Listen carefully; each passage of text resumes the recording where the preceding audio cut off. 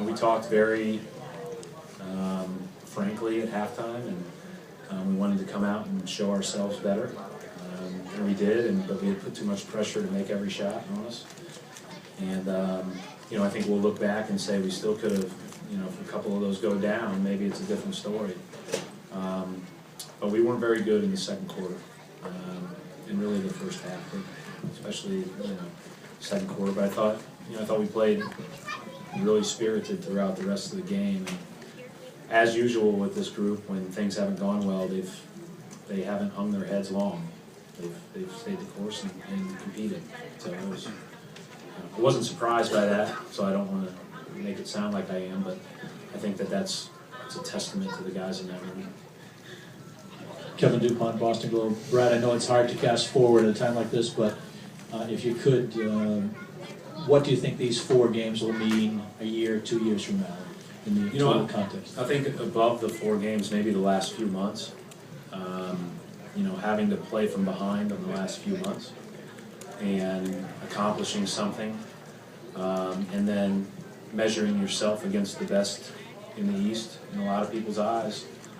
We have a lot of information, and that's really good. We know where we can get better. We know individually where we need to improve. We know collectively where we need to improve. And the best thing that I take from this year is that there's growth, there's building, there's progress. Now we have to build on it. That's the challenge, right? I mean, that's the hard part, is now continuing it and build on it. But we've got a good environment. That's a real positive moving forward. Steve Belpet, Boston Herald. Brad, along those lines, do you think this has helped you guys in terms of? Yeah, I think the biggest thing, they stretch you so much, the Cavs, so that you have to prepare for a lot of different things. And I've heard this term thrown around basketball circles some, but certainly other industries as well. It's a great opportunity to build and extend our corporate knowledge. What we're talking about, being able to reflect back on times where we guarded an action a certain way because we were forced to do so. Being able to do that on the fly maybe next time. Being able to adjust to how somebody else is guarding us better because we can reflect back on it. And again, I think the biggest thing for us is that we got some experience, but we didn't just get it against a run-of-the-mill team. We got it against a team that a lot of people think will come out of the East. And I think that, with some of the best players in the world, and that stretches you, and that's a good thing.